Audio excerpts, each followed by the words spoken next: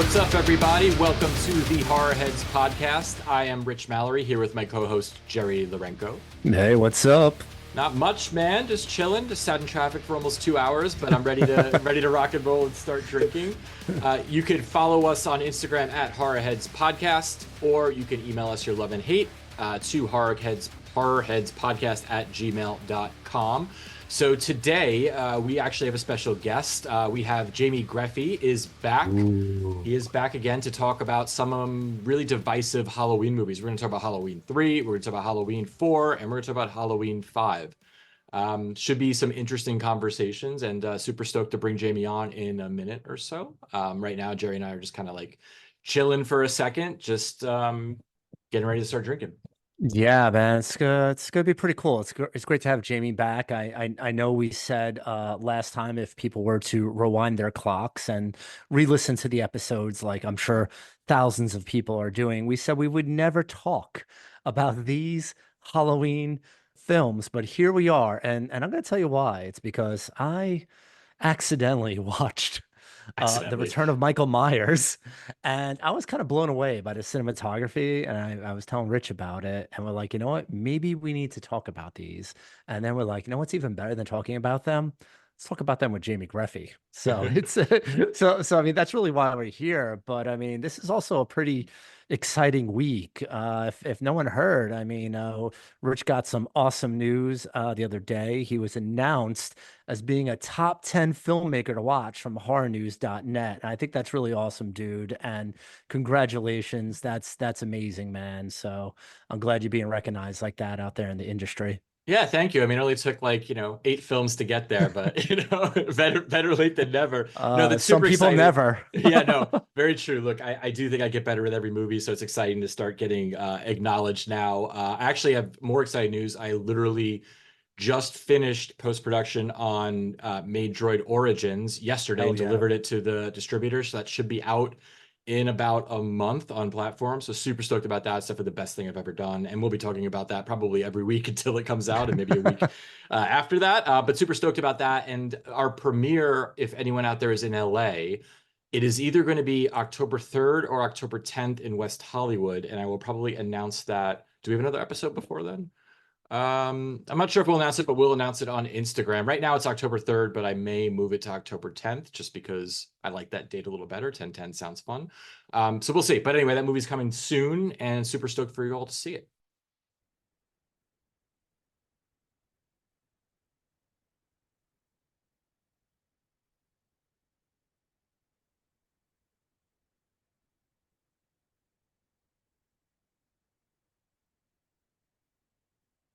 Yeah, the rumor is true. We are actually going to be doing it as a double feature, so you'll get both films on one Blu-ray, which is super exciting.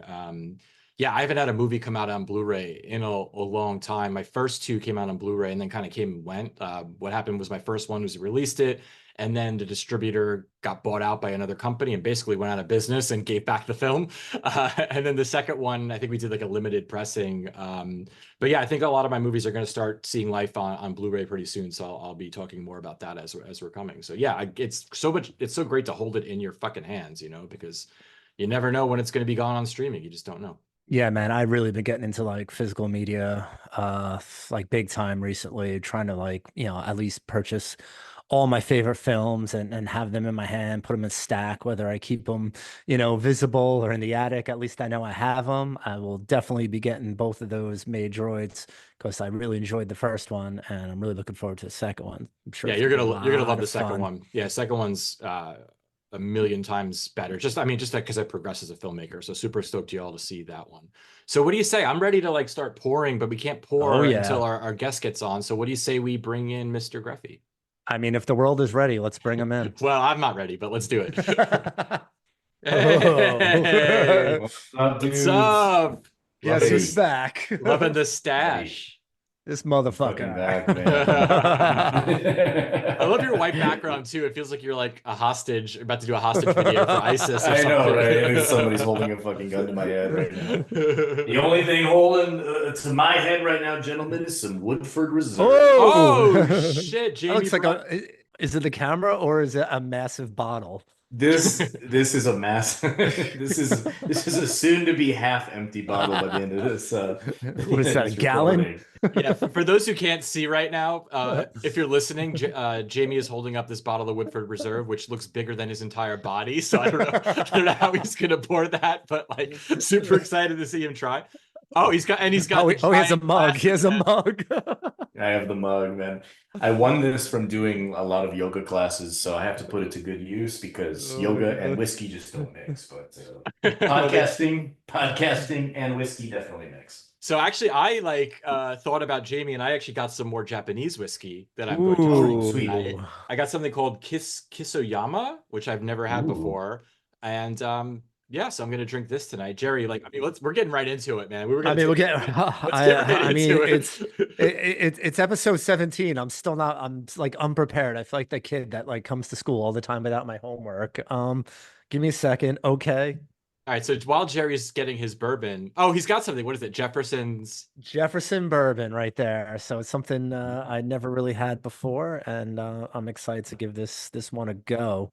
So I think what disturbs me the most usually when Jamie is on the show is that he has a giant bottle of bourbon, a giant pint glass, but there's no ice to be found. And that's just like he's like raw dogging like the and my Long Island accent came out so bad just then. I'm sorry. Could you punch that out, Rich? He's raw No. dogging, that bourbon. So I'm gonna get some ice. You guys do what you gotta do. Yeah, Jamie's like already pouring, so I'm just gonna I'm pour pouring, two. man. I'm gonna pour two. So while we're waiting for oh shit, yeah. So while we're waiting for Jerry to get back, Jamie, how you been, man? It's been a minute since we've had you on the show, and been a minute since you and I have talked. Last time we talked, yeah. So like actually the last episode, I forget what happened, but I forced Jamie to promise to work for free on one of my movies, and he did. He acted in a movie Feral, which I shot, which will be out probably in January. And Jamie had the really difficult task of lying in bed with a naked Fawn Winters. So I don't know how you got through that, but you got to live a lot of people's dreams that day. I'll tell you that. No, Rich, it was a beautiful experience. Actually, it was a really fun experience. In all seriousness, thank you for having me on set that day. And it's always really cool to walk onto your sets. And this time, coming into the set, like not as an assistant director, just kind of seeing how another person is collaborating with you was really fascinating, actually. And I don't know, Jerry, you got to get out here and see Rich work because, these sets are they're very controlled, they're very precise. There's a precision that comes through, right? And I think that comes through in your movies too, because it definitely comes through in like how you shoot. You're very much like a man on a mission. You are the Michael Myers of the San Fernando Valley. Like when you're shooting, you're just like you've got that like look on your eyes, like don't fucking talk to me about Exactly. anything else. Like you get in the bed, take off your clothes, and Fawn, you crawl next to him, and I was a little nicer to her than I was to you, but it was beautiful, man. It was really cool. Thank you, Rich. Yeah, no, But thank yeah, you. otherwise I've been really good. Thank you.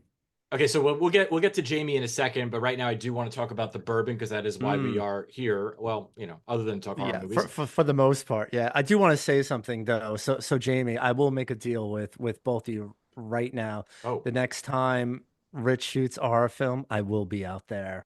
oh, There it is. oh That's shit! All right, you amazing. guys heard it. Woo! Lock it. Write it There you down. go. That's You said it it. on. I'm Today gonna is be September 17th.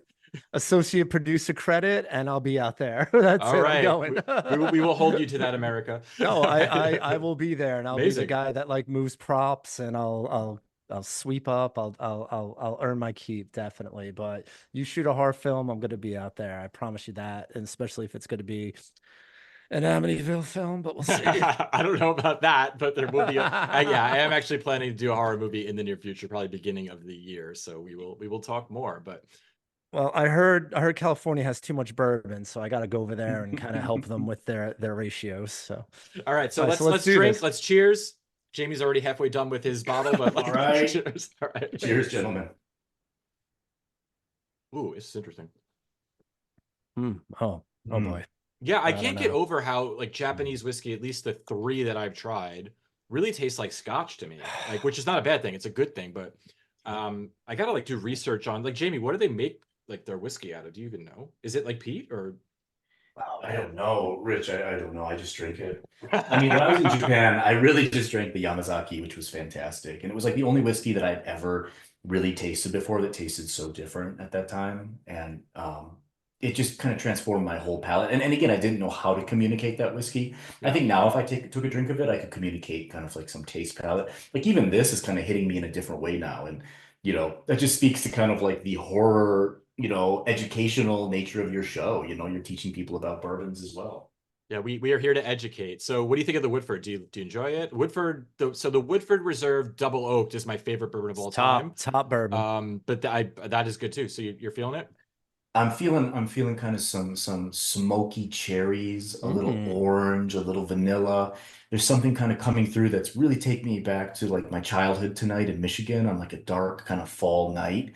And I'm just really here for it right now. So we'll see how I am in about 30 to 40 minutes from now. But at this point, man, with these like first 5 sips, it's legitimately no joke, no hyperbole. It is a fucking awesome drink. All right, we will check back in 30 minutes and see how you're feeling. Jerry, what do you got there? You got the Jefferson? Is that what I already forgot because it's been a day. Yeah, it's Jefferson. It's fucking gross, man. I don't know what's going on over here. I know Jamie, speaking of like pallets, I'm gonna speak of a pallet too. This tastes like a wood pallet right here. It's Just not it's very woodsy. It has like that old school kind of the way they used to make bourbon like in the 1800s. It kind of has like that taste to it. It's a low proof. It's only like 82 proof. Really quick finish, so thank God it's not in my mouth for too long, but honestly, this is not going to be one of my favorite bourbons. I'll get through it tonight, and maybe after the second glass, I won't care. But nah, not feeling it. Yeah, well, there's probably gonna be 4 glasses drank tonight because we got a lot to talk about. So before we get into, so like I said earlier, we're going to talk about Halloween 3, 4, and 5. And why we decided to have Jamie on, other than the fact that we love Jamie, was when he was on last, we were kind of hating on Halloween 5, and he has a very different opinion of that. So I'm super stoked to like talk about it. And to be honest with you, like when I was trashing it, I hadn't seen it for a long time too. So I have a slightly different opinion that we'll get to. But before we get to the movie, so Jamie, like what have you been up to? I know you've been working on a lot of different projects. Like, is there anything you feel like talking about right now? Yeah, let's talk about it. Do you remember which month did we talk? Which month did we do that last podcast we did? Do you happen to remember? I don't know. I This know was it's hazy. it was this It's year. hazy. It was this year sometime. So yeah, around that time I was working on a project that I didn't really kind of feel comfortable talking about, but things kind of broke through, and I was working on this really big project called Soft Relax Media, which really started after this slasher script that I wrote that was going to be shot at the beginning of the year, got kind of canceled, so I kind of switched gears and started shooting my own stuff. But all of the material I was shooting led into something really beautiful, which is all of this little material I was shooting for this project called Soft Relax Media, which was all on YouTube and ended up getting me banned from YouTube essentially. And from In YouTube. August, I Damn. got banned from YouTube, yeah, and but the beautiful part about it is that it all transitioned into me taking that footage, putting it together into this kind of ASMR ambient slasher experience, which I just packaged as Sorority Girl Massacre Black Static at the Moment of Death. And I pulled it all together myself. I scored the entire thing. I made soundscapes. I put it together. I edited it. And then I put it out on the channel, and it was getting thousands of views on that YouTube channel before it got taken down. Now, at the same time I made that one, I actually hired some talent, and I went to this house in Hawthorne, California, and I never met this talent before, two women, and I just said, you know what, tonight I want to make a movie, and I said I got a shot list, and do you mind if we just do some weird stuff, and I'll give you direction, and let's just make something happen. We got 4 hours. They're just like, yeah, let's do it, whatever you want to do. So I kind of fell into this trance zone, and I just shot about 82 clips in 4 hours. And Whoa. then I took that and I put it together, and that became this other project called Sorority Girl Massacre Guts of Ecstasy, which is also out there now. And then I actually put together a third one, a trilogy. I turned it into a trilogy called Sorority Girl Massacre Ritual Examination. They are all available on softrelaxmedia.com if you want to go there and check them out for free. And they're just these little weird vanity slasher projects that came from a really pure place that I was working with, and really kind of transformed my entire life. So I did it. I made something, and I think that's, that's what I've been up to mainly. Yeah, I mean that's what it's all about, right? Just like making art. And I watched like I think I watched the first one and parts of like one of the other ones or whatever. And I'll be honest, like look, it's not for me. I'm not the audience for this stuff because it's not exactly like a linear narrative like you would expect. However, I will say it's art. You made art. Like it's definitely art. I think there is an audience for what you did. And I think the people that like that kind of film, and it's hard to describe. It's very avant-garde. It's very like just imagery with like, just sensory kind of stuff happening. And, I think if you get into the vibe of it, it makes sense. So what it made me think of, and I'm not trying to insult you or praise you in any way, but it made me think of that movie that did really well that people either really loved or really hated. It made me think of Skinamarink. Have you seen that one, Jamie?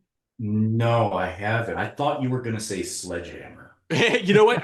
No, it does have Sledgehammer vibes for sure. That is accurate. But no, Skinamarink was this movie that came out maybe about a year ago. And really what the movie is, it's like takes place in this house and it's just lots of random shots of like, the ceiling with like sounds happening in the background. And it tells a story somehow, but it's really just relying on the mood and the vibe and the imagery. And again, I personally really did not like it. It's not for me. However, like the movie made like millions of dollars at the box office. A lot of people really loved it. So I think you kind of did something in that vein. However, yours I think is a lot darker, more sexual, more Definitely. just like it's very fetishy. It's been called erotic and uncomfortable by multiple people. So I have to come to this realization that it's somehow uncomfortable. However, I have to say one thing. That first one, I think you're referring to Black Static at the Moment of Death. That's a very powerful narrative to me as well, because if I can get real for a second, a lot of the monologues that are done through there, I don't know if you heard kind of this kind of low voice coming through on certain parts, just kind of directly speaking to the listener, almost just kind of mesmerizing you. I mean, this is all like the poetry of loss, Rich. It's like the poetry of grief. A lot of shit came out about my divorce. A lot of shit came out about, what the kind of this really deep place of suffering came out because I lost the YouTube channel. I mean, I lost everything I was building up for 8 months. I was getting like 1.3 million, views per month across the channel. I got 18,000 subscribers in 8 months. Everything was greenlit by YouTube. I don't know if you want to get deep into this because I'm sure at some point this will be put on YouTube, but YouTube treated me really well. Everything was monetized. Everything went through them. All the videos were individually deemed suitable for all advertisers. And then almost overnight, my entire monetization was taken away from me. Damn. And then after that, they slowly, I took down a lot of kind of more controversial stuff. So everything was just quote unquote public. And then I think they slowly just started crawling back through the channel and getting me strike after strike. And then 3 strikes, you're out. So it's like, so it was really kind of disheartening to see this thing that I built up fall down.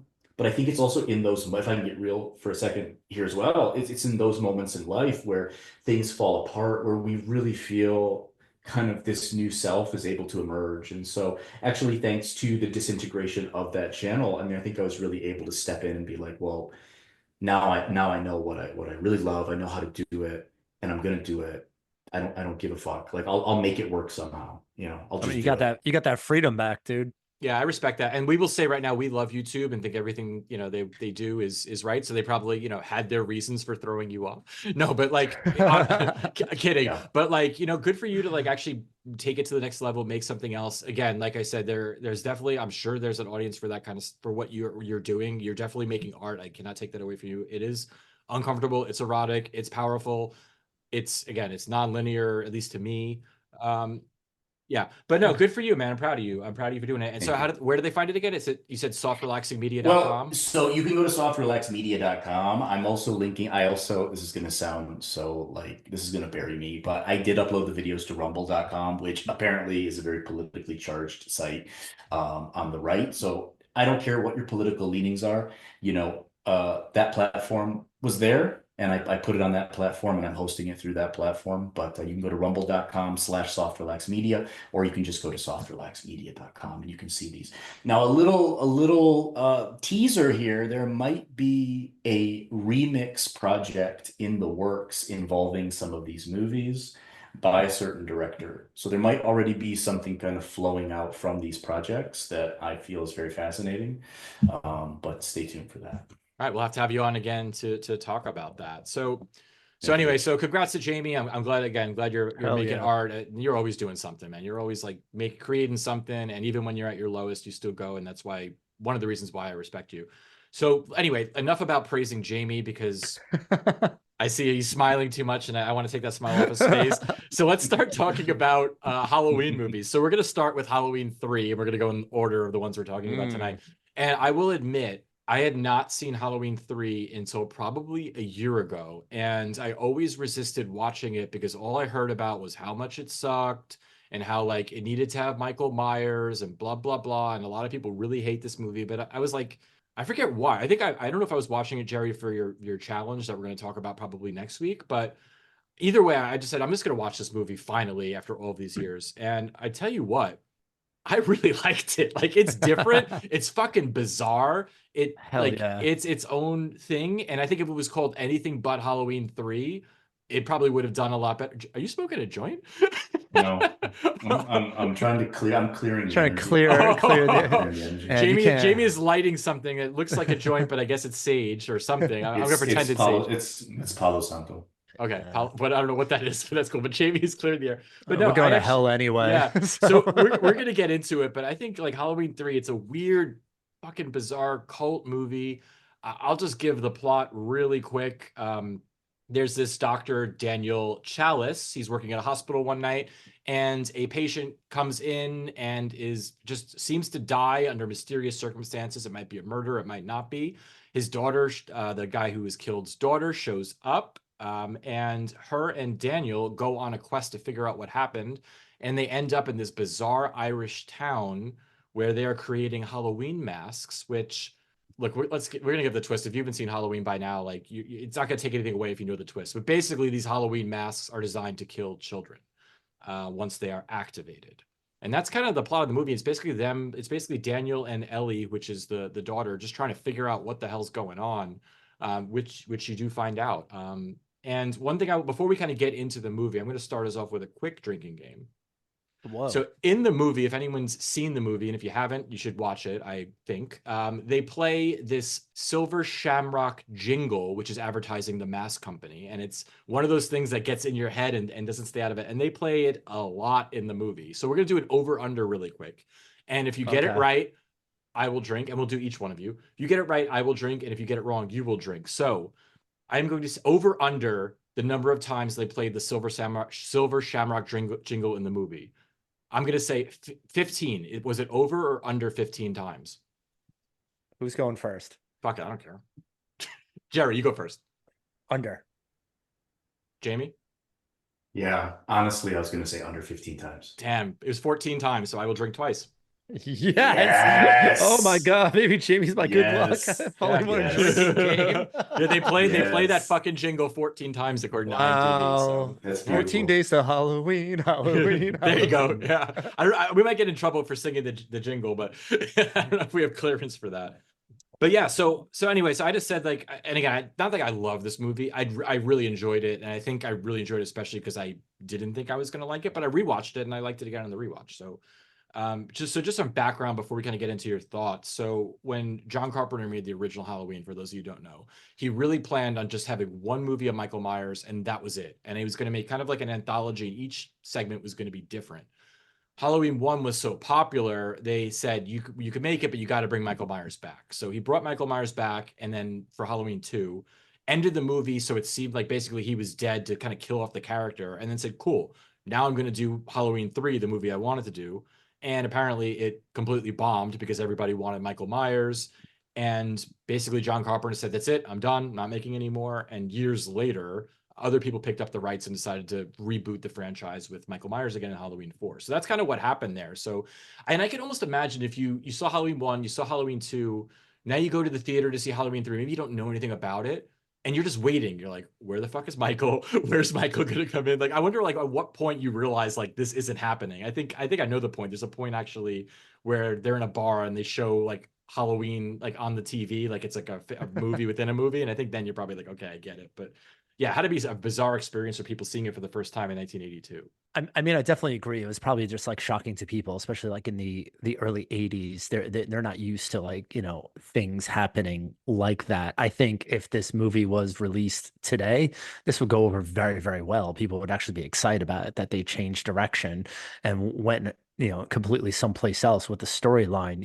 It's like a requel almost, So I think people would get into it. But for me, I like this film too. For some reason, I guess I didn't watch it either for quite a few years, and maybe I watched it for the same reason that you watched it, Rich. And I caught it again, and I think I watched a really good high def version of it. And immediately, as soon as it started, it looks fantastic, like on my TV. And I was really kind of drawn in to like the atmosphere as soon as this film starts with like that blue kind of like lens filtering over the rain and that dark mood right from the beginning. And like there's these strange, like kind of men in black chasing this other guy, and you have like no idea what's happening. And for me, that just like created like this really mysterious mood. And I enjoyed it right from the beginning. So I accepted right off the bat that Michael Myers is not going to be in this. It's not going to be a slasher, but I really felt like it was going to be like a cool thriller. I mean, it is about the occult, it's about witches, it's about mass murder. How is this, not a horror film? So to me, a lot of elements of this is even like worse than say like just the concept of Michael Myers. Like the plot is to kill as many children as they possibly can in one night to sacrifice to like this witch cult god. And that is evil, man. This movie is evil as fuck. What do you think, Jamie? You said it. I mean, it's evil as fuck. And what a prophetic movie, too, because you have this idea that evil can be this kind of mass media mind Mm, control that this is, this predates the internet, predates yeah. obviously YouTube, predates all this kind of technology. And even when they get to Santa Mira, they say something about Cochrane. And at one point they say, like, he's watching you, he's probably listening. So he's like, look, now we have cell phones, we have computers, we're basically surveyed 24 hours a day. Well, this was like really prophetically speaking to that fear, which is why I think it still can ring true. It's such a timeless horror movie. And then even beyond that, you have things that really escalate it way beyond the norm, which is like the idea that they somehow stole a Stonehenge stone I and mean, that was they a little silly. somehow transported it to this factory in Northern California. And I mean that alone just elevates this movie to this kind of outer reaches of horror, and it almost takes you back to that like almost like a 1950s sci-fi, like you said, Men in Black. It's almost like I can't remember, are they kind of androids as well? They're almost like these kind of hypnotized Men in Black. I mean, what a picture. Honestly, I'll leave it at that for now and kind of take it back to you guys. But that was my initial impression of rewatching it, was just how fucking just good it was on that level. And then I really felt Tom Atkins' character, Dr. Chalice, was just like, what a guy, like what a man. Like he's always drinking, he's got a chasing tail. He like He's a the only doctor, reason. dude. Oh, he's a doctor. He's like slapping women's asses. He's like got his arm around him. The only reason he goes on this trip, I think, is to like, To it's get like Oh, laid. to Yeah, get absolutely. Yeah. he's laid. he's opportunistic for sure. Um, yeah, I mean, for me, like Dr. Dan is like some sort of like drunk, distant, divorced dad. He brings his kids like those crappy Halloween masks, but just like you said, Jamie, there's so many elements here. There's like that big brother element. There's like that mass media. There's the marketing for Silver Shamrock, and it's so powerful that his kids like they don't want anything else. They need to have a Silver Shamrock mask, and it's played out so perfectly to basically almost brainwash like all of these people that they need this mask. So they have to go out and get like these masks to make these kids happy. And when you think about all these other kids that have to have like those masks just to kind of fit in and be popular, I thought that was like another really interesting kind of like like sociological kind of like element to it that it plays on, where you just kind of like you have to fit in, you have to be popular, you have to like do what everyone else is doing, very sheeple type kind of things going on there. And I thought that was really, really interesting. But I also agree with you. I say it all the time because like when he comes back into that hotel room holding the whiskey and Ellie's in that towel, I'm like, man, what's this guy planning right now? Because she's like 20 years younger than you, dude. Yeah, he Well, knew it here's the was thing. on. Let's talk about like here's the thing that's what's interesting about it to me, and I have no problem with an age gap. For anyone who knows me, like 20 years, like He just nobody looked get, old though. He he looked looks like old, someone's and dad. and here's the thing, she looks really young. Yeah. And there's one part in the movie where they're actually like about to have sex, or they're having sex, and yeah, and she wants it. I think she wants it more than him in a way, which is really funny. But they're like, he asks what her age is, and she doesn't tell him. She's just like, I'm older than I look, which makes Not me think 19. she's not. Yeah, she's not 18.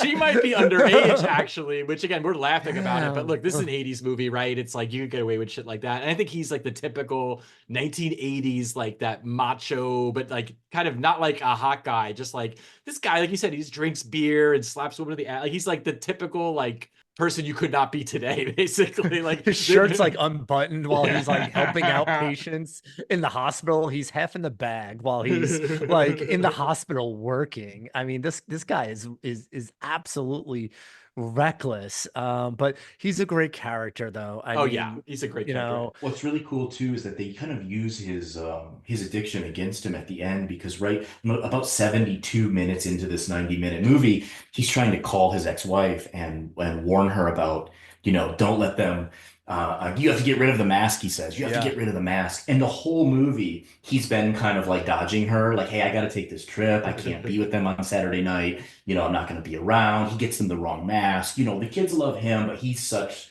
like a shitty kind of husband that's you can almost see how that's such a perpetual problem for him. And then finally at the end of the movie where he's trying to call her and talk to her, and he's like, you have to like, don't let our kids watch this television. She's just like, says something to him, and he's just like, I'm not drunk. Like, I'm not drunk. Like, you have to believe me. And that's like such a moment to me that kind of pierced through because it was a really cool, you know, revealing side of this kind of tortured, tragic character that's just so flawed, but then so real at that moment too. That just his own addiction kind of you know did his own kids in maybe in a way like we don't even know. Yeah, and a couple of things to talk about. We're talking about the media influence, and now you have to get these masks. Like these masks are also really basic, right? It's like a pumpkin, a witch, and a skull. Like they're not All like right, these crazy. which one do you like? Because I'm really drawn to one. So which mask are you? I would take I actually like the pumpkin. Okay, Jamie. Yeah, dude, that pump. That's well, I like the skeleton mask a lot too. I like the skeleton mask because they put it on him at one point, I think, near the end when he's kind of bound. I really liked that I'm shot. the pumpkin man. Like I really want that. Can we drain to It's these like masks or something? yeah. Let's I drink mean, to the like masks. like Yeah. Drink to the masks. I was hoping I would find one at Spirit Halloween, but I didn't. They don't make them. I mean, I have seen them before. Like they I do. didn't see I didn't see that particular one. I seen like a Bummer. pumpkin mask, but I was looking for like something that looked like that because I was really like drawn to it. But yeah, those masks were like so basic, but I thought they were cool as I mean, they hell, are you cool, know? but you know what I mean? It's like it's not like I have to have this like one thing. But like and it totally goes to also the media too. It's like you think back in like 1982 and there probably was like again like 11 channels that you might have had. And there's this Yeah. so basically the plot of the movie is like every kid in America has or maybe it's in the world has to buy this particular mask and they're supposed to put it on at a certain time on Halloween and watch the TV and that's when they're going to activate. And we see like Tom Atkins finally gets this realization and he's trying to get them to take it off the network and blah, blah, blah. And he's watching it and they take it off the channel and he's like, yes, I won. And then they flip the channel and it's on that channel too. So it's basically like everywhere. You cannot escape No, you can't escape this, it. which is kind of like it is now, right? You can't escape the media barrage of just whether it's social media or however people consume whatever they consume. Like it's like the same commercial over and over again. It's like that's how it is. Like we're constantly told the same message, which I thought was like I didn't really think of it that way until Jamie you brought that up. So that's really interesting. I will say the Stonehenge thing though is a little ridiculous. It's a little Like silly, man. they could have done anything but that. Like but also look, this movie's campy. I don't know how serious it was meant to be taken, as serious as the tone of it is. It is kind of like a goofy movie, and maybe in 1982 it wasn't, but like you watch it now and it's definitely like a little silly. but enjoyable silly. And I do like, I think you said this very at the very beginning, Jerry, it drops you right in. Like it doesn't like take a while to set up. It's like right from jump, it's like boom, you're in the middle of action. There's this great like synth score that I believe John Carpenter did the music for it. It sounds very similar to the music in Christine, which he also did, which again is a guilty pleasure of mine. But the music, the score is really good, and it has that like 1980s synth feel, which just really pulls you in. It's very different than the scores that you see in the Halloween movies, the Michael Myers ones anyway. Yeah, I mean, I love the score. I definitely had a note about that. I thought it was like very 80s. It kind of brings you back to like that retro wave kind of sound. Great job with that. Again, it's all like these little pieces that really makes this film like something interesting and enjoyable. I think for me, it's a good break from watching like say like the other Halloween films. And I do try to watch this one now, like every couple of months, because I do enjoy it. One thing that does bother me that we could get into here is when the masks are actually activated. So when either they do that test one with that family, the Kupfers, like that Buddy and Betty, or when that one accidentally goes off in the hotel room. Like, why is it like snakes and crickets? How come it just doesn't explode? Like, wouldn't that have been like Or just melts this their head, crazy, or yeah, wouldn't that like the visual of like an exploding mask or yeah, or melting or it went on fire or something like that? Wouldn't have that been like I think that just would have hit a little harder. I mean, yeah, it was pretty gross, like watching the snakes and stuff like that, and the crickets and whatever it was, a grasshopper that jumps out. I mean, it was gross, but wouldn't it have been like more brutal if it was like an explosion? I mean, I'll be honest, it would have been more brutal if they didn't do anything, because just the part where you just see them like the mask and it's kind of like shrinking on itself and you can kind of tell there's something going on underneath it. To me, that was like intense and graphic. And I was like, holy shit, especially when it happened to the little kid. And then like, so I think even that is better, just implying it. But like, yeah, for those of you who don't know, like basically when these things activate, like they basically, I don't know what happens to the person's skull inside, something terrible. But yeah, and then all of a sudden there's all these like, at first I was like, the bugs are okay. I'm like, okay, fine, like maybe whatever. But then yeah, like there's no, like how would, I guess it's like a witchcraft kind of thing, but like why would snakes kind of just all of a sudden appear from this mask? It did seem silly, but I guess it is, again, the movie is called Season of the Witch. So maybe it's just kind of witchcraft thing, but I agree that I could have done without that. It didn't work for me. Um, Especially the bugs, like you said, it was crickets. Like it wasn't even like roaches or something disgusting. It was like big deal. Well, it's funny that you bring this up because at one point in the movie, they do refer to Mr. Cochran as the all-time genius of the practical joke. So maybe for him, that was like a way that he kind of programmed this kind of absurdity into Makes the kind of sense. melting of the mask, because he's just this kind of kind of guy, behind the scenes, and it just adds to that kind of absurdity, that kind of like WTF kind of feel of the whole thing. It's very cartoonish, and even there's a moment in the film where Tom Atkins' character, Dr. Chalice, is at that bar, and there's like a cartoon playing in the background of like a tree vibrating, and it starts to kind of bother him. I don't know if you picked up on Yeah. this. Yeah. It's just kind of jittering, and he's just like, he's like, hey, Charlie, can you turn the channel? Turn the channel. And you can almost see this kind of like he kind of senses that kind of repulsion to this absurdity that's kind of there, and I think Mr. Cochran kind of embodies that whole idea of the grotesque. Maybe that's what it is, the grotesque, the absurd, and it's just kind of there, that mind melting, face melting WTF experience, if you No, will. that makes sense. I didn't really think of it that way in terms of, again, like a practical joke, but you're right. Like they do reference that, I think, a couple times in the film, that he got his start making gag gifts.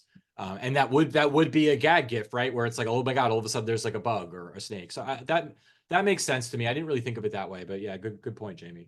Good call, Jamie. This is why you're on the show, because we're like, We're just a bunch we're of just here idiots over getting here. drunk, and you're really watching the film. So thank God for you. Yeah, So and So one thing I wanted to ask you both, and again, I think I've seen this movie twice, maybe three times, and I had an opinion about how it ended and did not think the ending was ambiguous.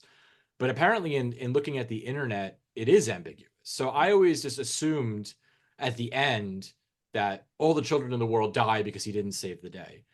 But there are theories that actually he did since he broke the machine in the end, he did stop it. And even though the commercial's playing, the kids don't die. And I don't know if you really know the answer to that, but I never really thought about it. I didn't think there was an alternative ending. So what do you guys, are you on the same page as me? Is that basically the plan goes through and it's that dark ending that millions of children die? Or do you think that there is like, I mean, I think it was like a heartbreaking kind of ending that's what because I he thought. Yeah. tried, I mean, again, he tried so hard to be the hero in this, and at the last moment, I feel like he failed. He did everything he could do, but it wasn't enough. And it was like such like a tragic hero kind of situation. And I think if he had succeeded, they would not have shown that the commercial was still airing on TV. And just like he did, when he saw that the commercial went off the air, he flipped the channel and then it was on another channel. And then when that went off the air, he flipped another channel. And that's exactly what every single kid in America did, I think, because they want to see this big moment and watch the commercial like they were supposed to do. So to me, if it was just on one channel, if it was on all three, if it was on 10, I think it worked because there was a machine attached, but there was also witchcraft attached as well. And there was, they didn't break the Stonehenge, thing, it's stone. So to me, it was a very bleak, dark ending. That's what I thought. And I read that the original ending was once it goes to black, there was originally sounds of children screaming.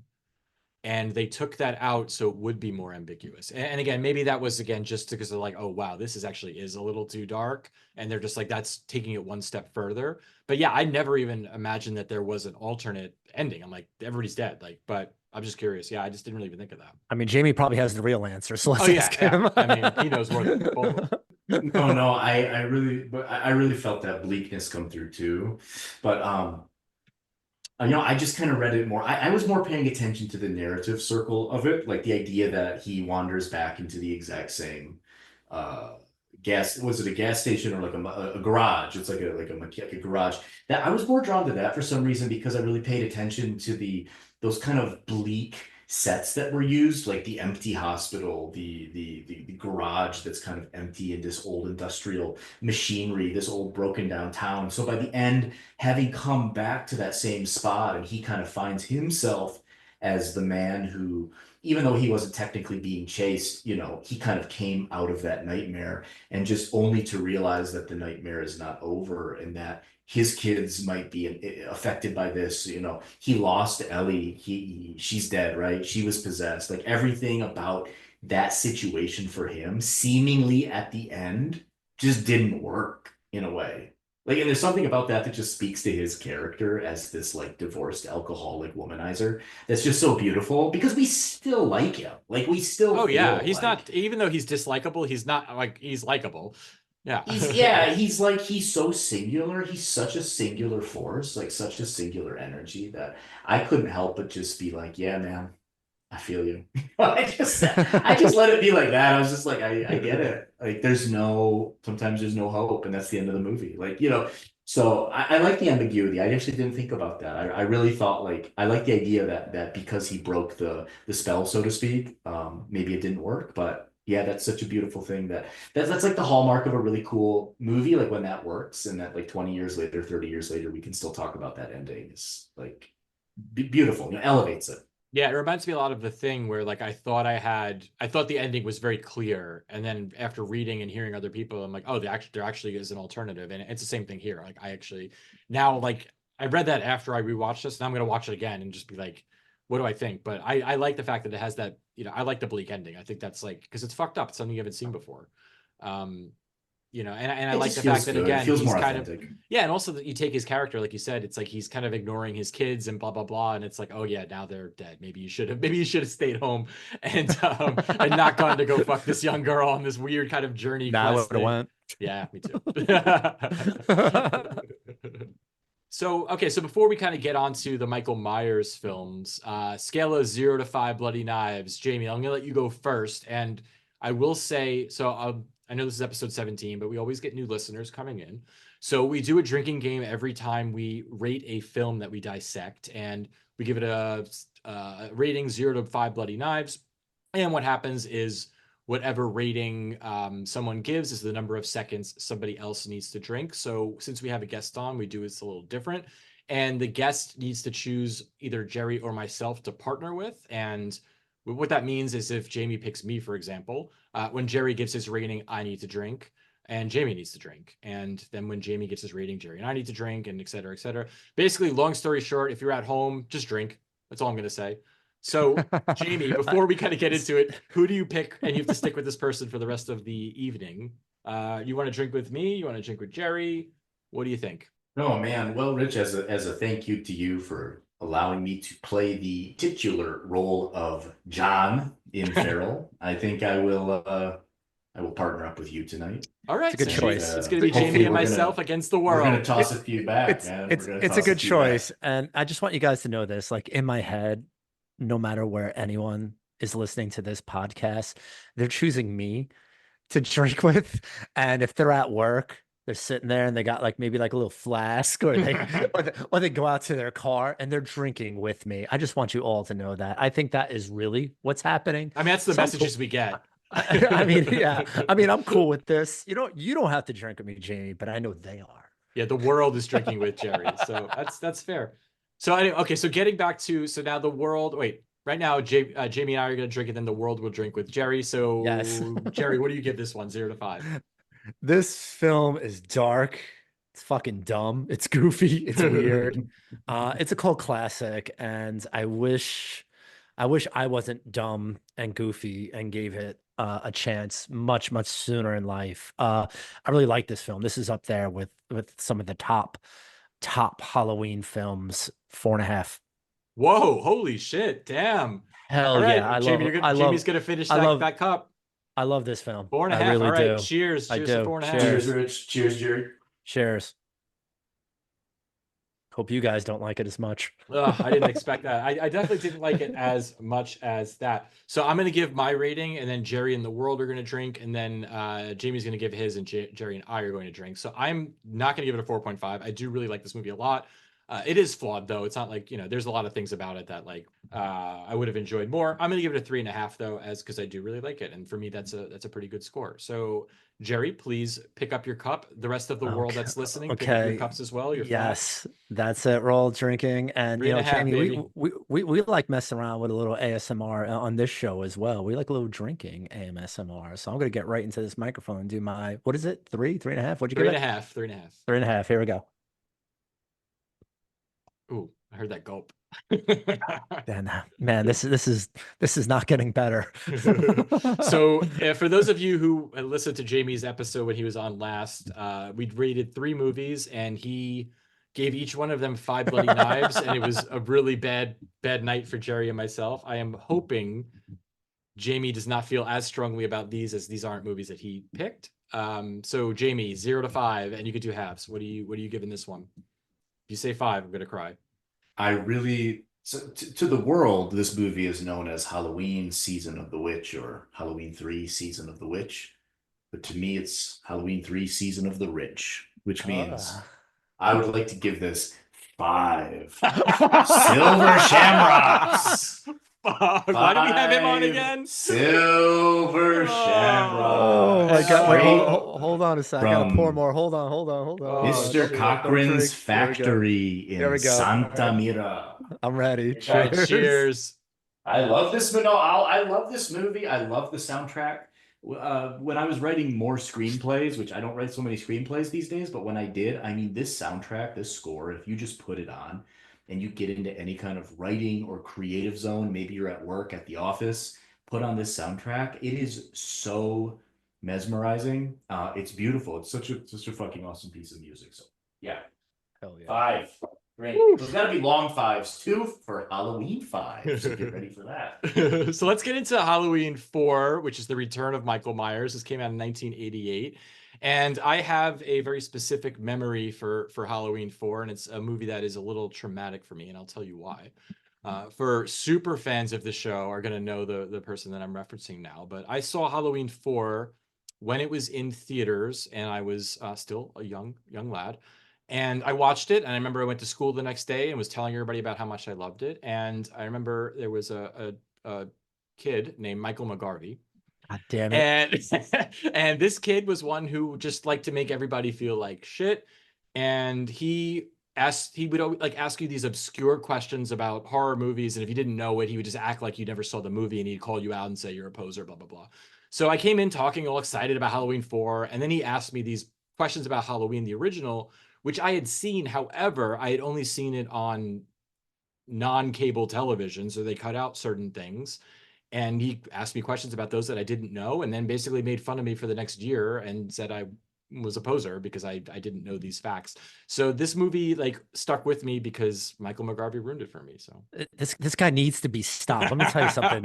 You know, I looked at his Instagram, you know, right after we announced his name on the last episode. That shit went up by 300 follows after we're making him famous. We're making him famous, dude. This dude's trending, and you're helping him trend again, man. This guy needs to be stopped. We cannot have this guy going around ruining people's lives like he has been. Ruined my life, man. And like I think I kept my mouth shut about horror movies for the rest of the year.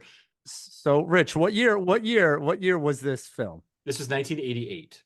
And what year was Season of the Witch? 82. 82. Great. Glad you guys said that. Are you guys ready for a drinking game?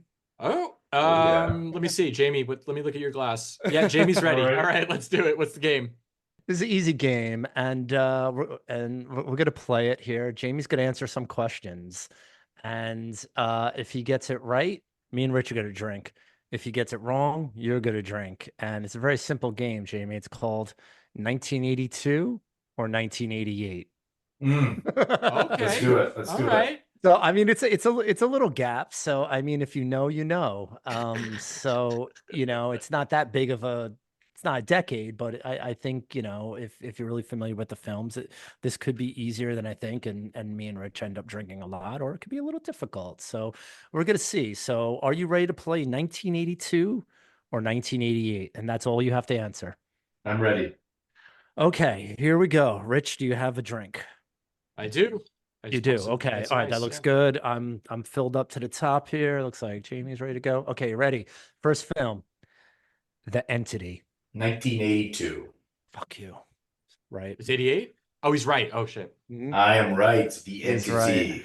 Oh, wait, The we drink when Entity. he's wrong? Oh, fuck. Okay. No, he drinks when he's wrong. I was just about to drink. I just told you guys the because, rules. We didn't drink that much yet. Those have to be big drinks too, gentlemen. It's already gone off the rails. Are these games more complicated than I think they are? You gotta write it down for me. If he gets it right, we drink. If Got he it, gets okay. it wrong, as a All right. punishment to him, he All right. drinks. I'm gonna ask you again in 5 minutes, but let's go. Okay. All right, Jamie. The Blob. 1982. That's 88. You're wrong. Woo!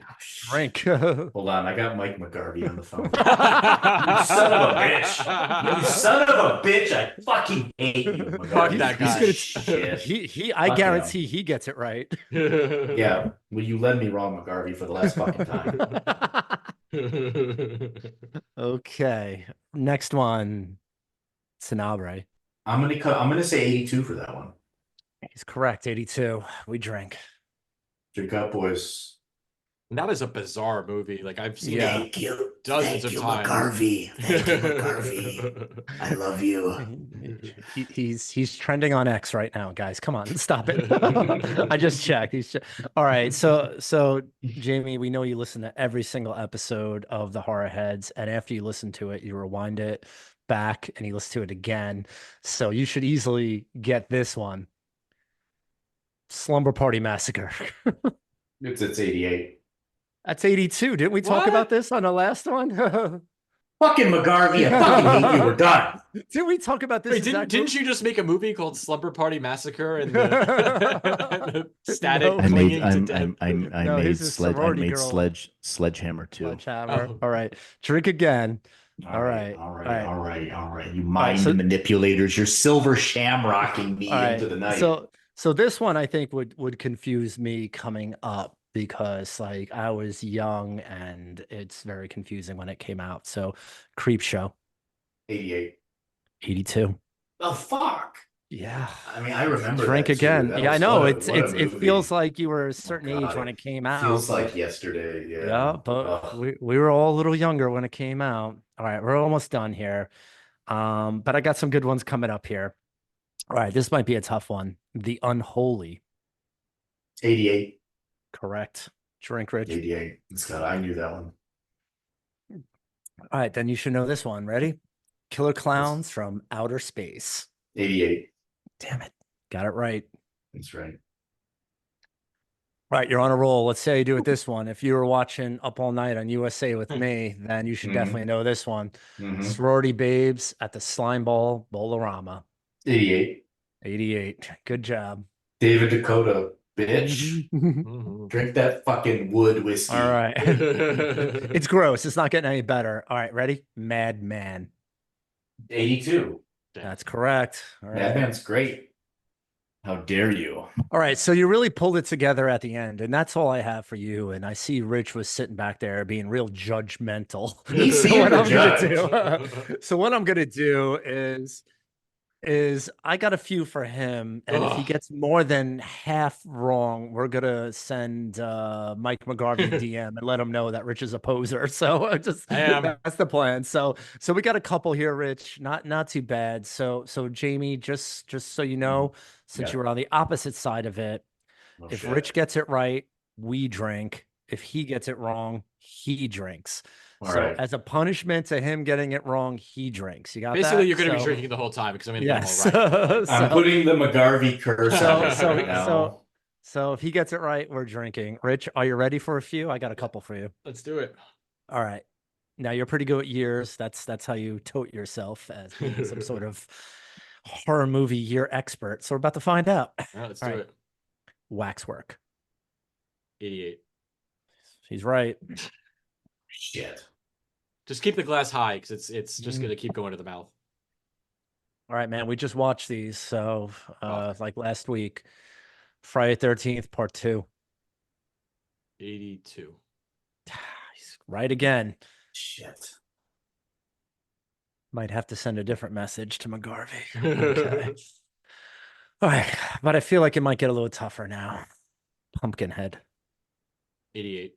Got it right. He's on a roll. I remember when that came out. I remember reading about that in Fangoria and being so excited. I could not wait to see that movie for some reason. But then you watched it. And I was like, yeah, I mean, it was okay. Like It's all right. I Yeah. still watch it every now and then. It's not bad, but like I remember Get like the could best not wait for title. that movie. Yeah, I The couldn't wait title's for that fucking movie. great. All right. So we're on the last one. And what we'd like to do with the last one is we like to wager a little Ooh. bet. So if we're all willing to like gamble a little bit, we could bet 1 to 3 sips on this one. So, Rich, if you get it right, we would have to drink up to 3 sips if that's what you choose. Or if you get it wrong, you would have to drink up to 3 sips if that's what you choose. So, first, would you like to wager a bet more than one? I'd like to bet 3. Let's do it. I go hard. Well, Halloween 3, Season of the okay. Rich. All right. So he's on a roll. I'm a little nervous, but I think I got a decent one here to end it. All right, so Jamie, there's potential that we may have to take 3 sips on this one, and we just lost like 3 in a row, so it could be pretty brutal. Here we go. Evil Dead Trap. Ooh, fuck you. Good choice. 88. Yes. How did he know that was a get? All right. I know. I've seen it. I know the movie. I've watched it. I actually watched it like He's a couple years right. ago. All A right. really fucked up movie. Bizarre fucking movie. Oh my God, that was brutal. Why do I always lose? But you know what? It's not just me, it's the world losing because they're drinking with me. They are drinking. All right, that was my America just drinking. lost. All right, that was 1982 or 1988, the only drinking game I have planned for tonight. So I mean, I have an over/under drinking game if you want to play it. right now, or should we Yeah, do? let's do it now. So, okay, number of kills in Halloween 4 as per IMDb. Over/under 13. Which film? Halloween 4? 4. Halloween 4. Over/under 13 kills. I'm gonna say over. Over. Damn, you both got it. I'm gonna drink twice. 17 according to IMDb. 17? I don't believe that, but that's what it says. Make those big ones, Rich. Big ones. Off camera? They're probably counting off camera, but that's what they said. So There's a lot of Oh man. violence in that movie. Yeah, There's a lot so of death. here's the thing about Halloween 4, and I don't think we need to go into the plot. It's basically 10 years after Halloween 2. Michael Myers is still alive. He's been in a coma. All of a sudden, he wakes up, realizes he has a niece in Haddonfield, goes back to kill her for some reason.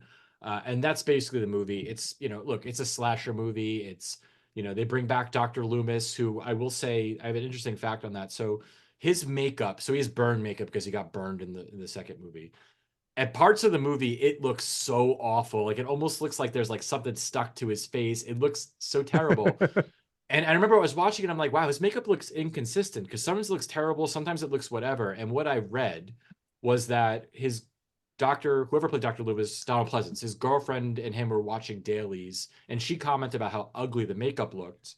So they switched it, reshot a bunch of the scenes, but apparently for whatever reason, some of the original scenes ended up in the edit and they didn't really care and they just kind of let it go. So his makeup is like all over the place, but in certain parts it looks so terrible. It looks like this patch they glued on with this weird like ball sticking out of it, and it's hard to look at. It's fucking unsettling. It doesn't look like burn makeup. I don't know what they were thinking, but it really bothered me. So anyway, they bring back Donald Pleasance to basically stalk Michael Myers. He's even crazier than he was in the previous movies. And yeah, it's just basically paint by numbers, right? Michael goes house to house trying to kill people. One thing I will say about this movie is I expected it to be, and there's a lot of kills, but it doesn't seem to me anyway overly violent. And I think they didn't show a lot. And what I did read was because this was 1988 and the MPAA was really coming down on horror, they had to cut down a lot of the violence to get an R rating. And the same thing happened in part 5 as well, where they filmed a lot more graphic stuff and apparently they just couldn't get it. It was going to get an X rating. So they had to cut out some violence. So it plays a little bit different. But yeah, I was disappointed. I would have liked to have, and I know the Halloween movies typically don't have a lot of blood, at least the early ones, but I would have liked to have seen some more. I don't know. Yeah, I mean, really, what caught me with this film is obviously, Michael Myers coming back, and he is trying to track down his 9-year-old niece, Jamie, which really kind of solidified Daniel Harris as like a huge star, and everyone was like obsessed with her, and a lot of people, they love this film, and they love, part 5 as well because it features Jamie. But what I liked about this film is I just thought it just looks so different. Like when you look at Halloween 1 and 2, it just has like a look to it. It's gritty, it's dark, it's dirty. This one, I think it was gorgeous, I think the cinematography was so sharp and so clear that it actually kind of made up, I think, for a lot of the imperfections, with the film. And I think a lot of things that they did with, the camera and a lot of camera tricks kind of what like drew me in, there was a lot of like camera shots. There was like a lot of camera chasing, Jamie around. And I thought that was different. I thought that brought like a lot of excitement to the film. But I'm gonna say something that I was like super disappointed about this film.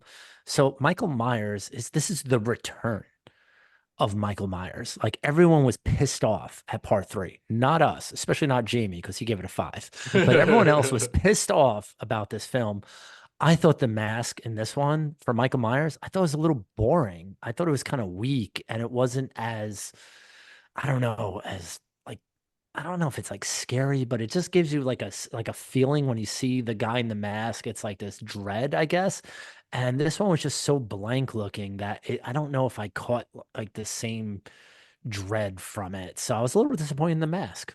I think I read that they changed the mask a lot throughout the movie. Like they just altered it a bunch. Like they themselves couldn't decide how they wanted it to look.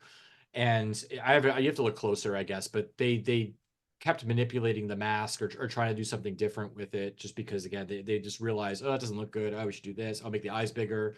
They couldn't figure it out either. It feels like everything I read about this movie is it seems like they kind of just threw it together, like couldn't figure it out. There's a lot of like people manipulating with it, like, oh, let's do this now. And one thing I read that I thought was crazy was the shoot was 41 days. That seems like a long fucking time to be shooting Halloween But 4. they Like, reshot it, the whole thing. yeah, exactly. Twice. And apparently Daniel Harris, who was 11 years old at the time, was on set 36 of those days. So that's a lot to put Wow. a fucking child through.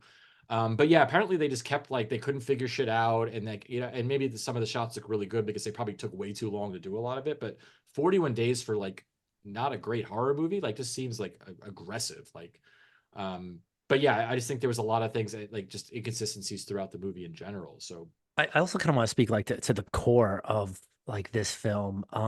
Again, they didn't do anything new in this film. It's like they almost tried to like replicate like part one, part two. Like what happens in this film? Michael Myers escapes, from some sort of facility during a botched patient transfer. Isn't that exactly like what happened, the first time? yeah, it's part And one. and it happens again and again in these films. It just seems a bit contrived. Like they can't think of like another thing to do. And then once he escapes, again, very similar to the first one, Loomis goes to like a gas station because he's on the trail of Michael Myers. It's the same fucking gas station that Michael Myers is at. This is a highway. There's no other gas station between wherever he was going and Haddonfield that they both stopped at this same bullshit looking like gas station that no one goes to, but they're both there. I just think it's like a little bit of a lazy writing, and they didn't really try to like push the storyline any different. It's almost like, all right, this is the return of Michael Myers. This is the return of Halloween. We're gonna do really what worked in the first one, but make it slightly different. Yeah, I mean, look, it's a reboot, right? And I think they were like kind of trying to target people that were fans, but also people that had never seen it before, because it is 10 years later, and people have forgotten, right? But I agree, it was ridiculous, and there is a lot of like just sloppy writing, and there's a couple of things that I wrote that I thought were just bizarre. First of all, like how he gets the mask back. So he basically is just bandaged up or whatever, and he goes into like a Halloween store basically the same time Jamie is in the Halloween store and steals the exact same mask. It just seemed like, first of all, like, why does it have to be that It just seems silly. Like, what would have been better is if he just happened to see like a trick or treater with that mask, killed him and took it. But it's weird. Like, you know what? I'm about to kill my niece. I'm gonna go to the store. I'm gonna go get a mask. Like, I'm gonna get the mask. Like, it's just silly. Like, if he's this deranged killer, like, why would he even care about that? And the other thing I thought was like silly was he like takes out the electricity for the entire town, like destroys the phone lines, all to kill 11-year-old girl. Like, couldn't he just like kind of creep in and kill her? Like, does he have to like kill the power of the whole town? Like, it just seemed aggressive. It just like, I think they were looking for scenes and they're like, oh, how could he kill one more person? I get it. Let's have him go to the power plant and he'll throw a guy in the electrical grid. And that's like, without really thinking about what would make sense. It seems like, honestly, like I felt like a 12-year-old wrote this movie. And maybe they did. I don't know. Guys, what can I say? The Nightmare Man is back. Yeah. He is back. And this is not a human force that you're encountering. This is an entity, if you will, an unholy entity, if you will, that can take out the power of an entire town, that can take out an entire police force. He can drop an entire city. I feel like this is him, Michael Myers. This is the return of Michael Myers, and it's solidifying that since he is the quote unquote nightmare man of this movie, he's inside, he's outside. It really solidifies Jamie's relationship to him psychically, which will be really developed in part five. And I know this is why you guys have me on the show, because I have these fucking outlandish takes of these That's stupid the only, fucking yep, movies. that's it right there. But what we have in this movie is such a powerful connection between him and Jamie that again will be solidified in part five. But there's a tonality in this movie. There's a friend of mine once talked about this movie and said like this is Halloween for him. Like this is the spirit of not the movie franchise Halloween, but the idea that what is American Halloween comes through this movie. Like that opening scene where there's like leaves rustling, there's houses, there's a fence, there's just this whole presence of the holiday and what that means. And that kind of starts to kind of bubble up in this movie for me. And this isn't a movie that I even watched when I was young. I mean, I think I first saw this movie. I came to the Halloween franchise with Halloween 5. I didn't fuck around with part 1, 2, 3, or 4. I came to it directly through part 5. Good thing you didn't know Mike McGarvey, because he would have. I hate McGarvey, so we don't even fucking go there. Okay, Let's cut the he's show now. Let's cut the show now. But coming to this later in life, kind of seeing this and feeling it and feeling like what is it, is it's there's like a muted tone to it for me. There's a muted tone, and there's even like a sledgehammer kind of vibe to it in Sledgehammer's in this film. especially in that final act when for some reason the whole like the sheriff gets this idea that we're all gonna hole up in this house and backup's on the way, but they're taking 30 fucking minutes. And we know Michael's gonna come here. We're just gonna sit in this dark house. You know, you got the rocking chair, you've got the quiet, that whole scene in the house, the ambiance of waiting, you know, this whole idea that is he gonna come? When is he gonna come? And then he's already in the fucking house, guys. This is to me is the essence of Michael Myers. So Jamie, you're giving this 5 bloody knives is what I'm I'm gonna give this 5 silver shamrocks So by the time that's I what, get that's what I done heard talking there. about no, this. so But I really think now listen, this finally like you know there's that whole ending scene in the house does it for me. The movie to me is it's a little bland, it's a little odd. I mean that beginning is pretty classic, you got to admit, with the rain falling down and the gurney and the atmosphere is awesome. Yeah. The atmosphere is awesome. The mid kind of as you're watching the movie, I kind of go through the motions a little bit. Yes, we meet little Jamie and this and that. Okay, she's you know she's got a great on-screen presence and this and that, but it really kind of comes to me when I kind of come to realization that we're in this house and that we're in that farmhouse and we're waiting for Michael to come. And I love that idea of we don't know where he is.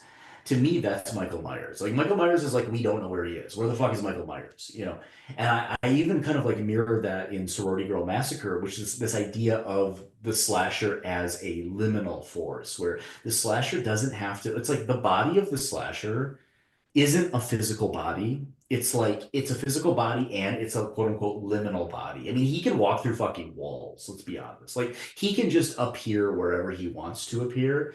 And for whatever weird reason, you know, he's drawn to what is it, his niece, and that he has this kind of singular drive. And that doesn't even matter. It's just like he's this nightmarish force for her, and we get to experience that.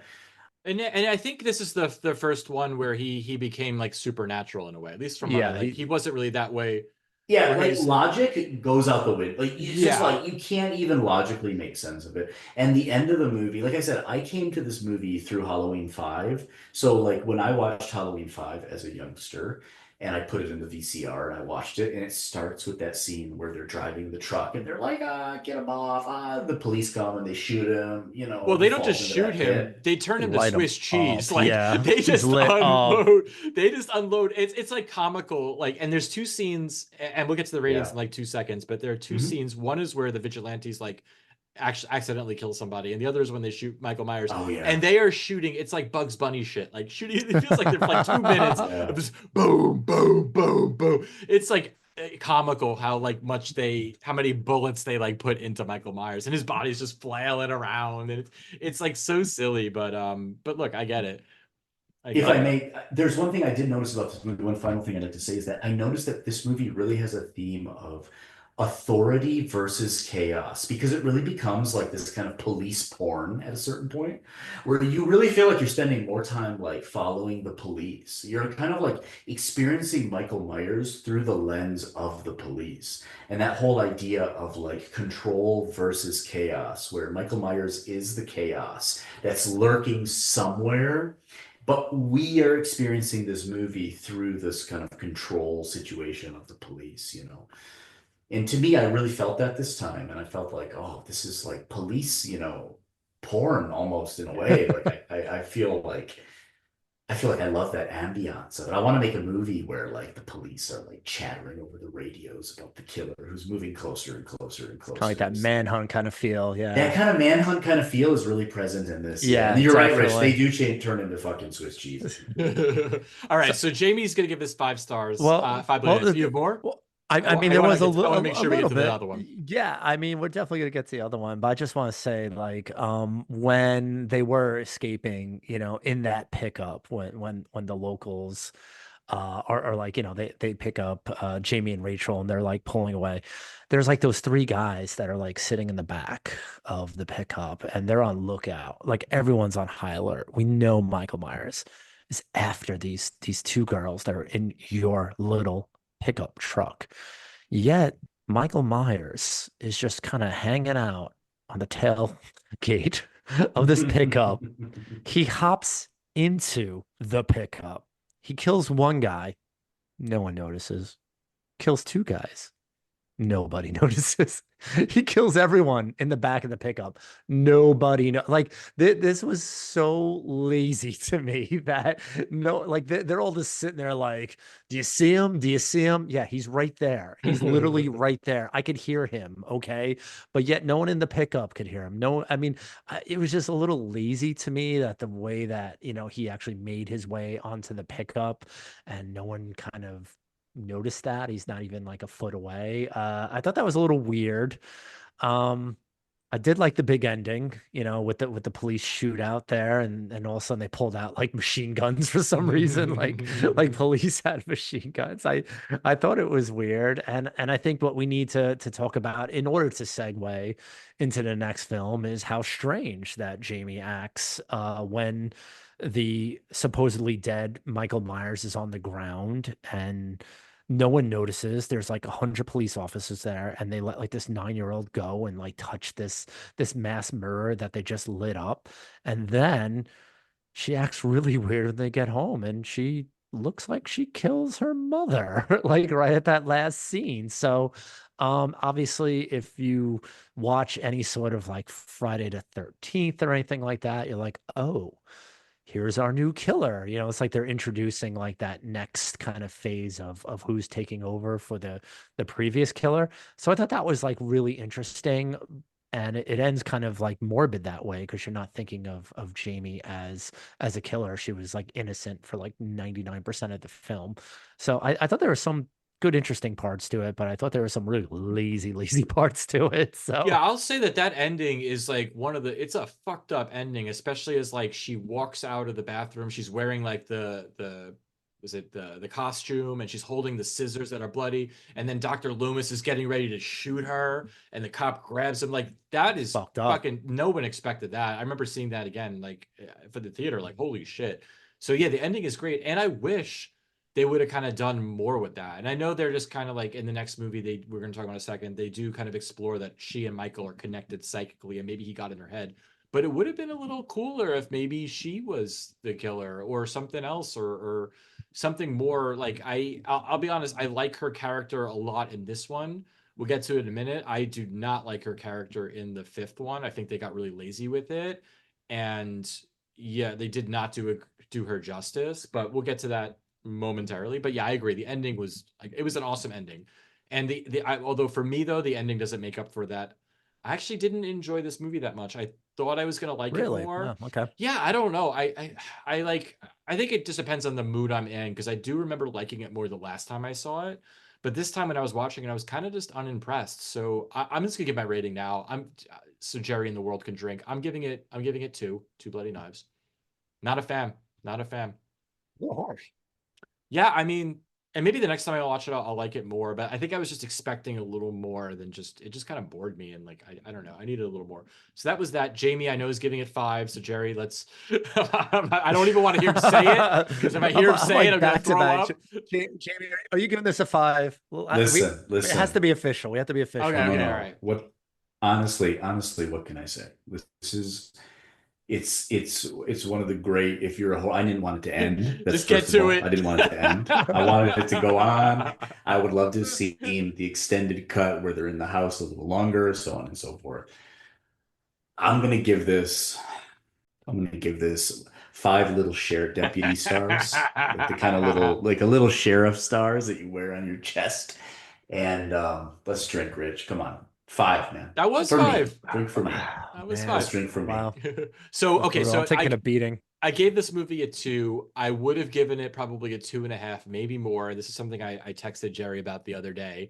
Is I read that not the lead actress who plays the blonde, but the other blonde, who is kind of like the quote unquote slutty blonde who sleeps with the lead Kelly, actress's book, Kelly, that's her name. Yeah. Apparently, like they shot 2 nude scenes with her where you do see her breasts, and they cut those out. And as a child, I remember really wanting to see them. And I think if you would have saw them and they would have kept that in, I might have given this a better rating. You would have went up a little I higher. would have went up a little higher, but they cut it out for some reason. We don't know why. We'll never know why. Okay, so anyway, so enough about me and my child longing to see this woman's breast. I gotta rate it. I gotta rate this thing. So I could talk about that for the next half hour. So look, in this film, I really identified with Grady.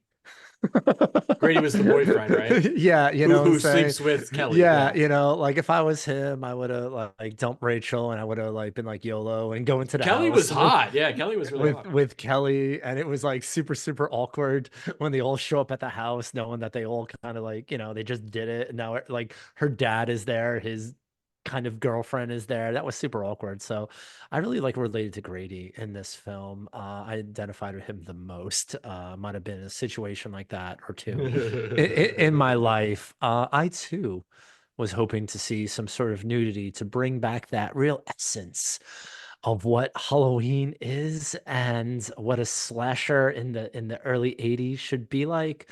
I didn't get that, but I didn't hate the film. So I'm not getting it a 2. It's not getting a 5.